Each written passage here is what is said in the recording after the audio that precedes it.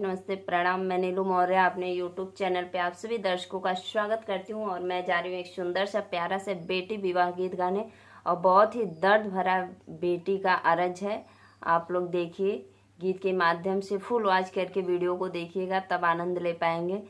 जय माता दी, राधे राधे।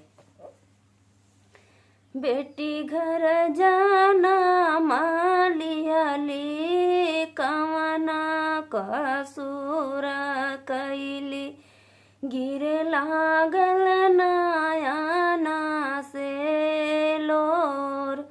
बेटी घर जाना मालियाली कवना कसूर कैली, गिरे लागल नयना से लोर।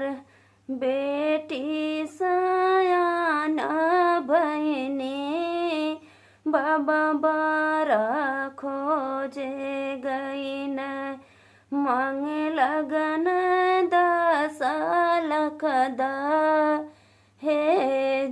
बेटी सयान बहिनी बाबा बारा खोजे गईन, मांगे लगन 10 लाख दहेज।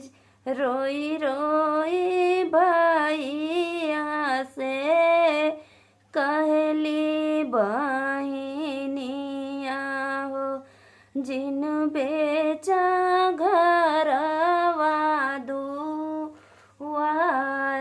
रोई रोई बहिनिया हो, रोई रोई भैया से कहनी बहिनिया हो, जिन बेचा घरवा दुआर।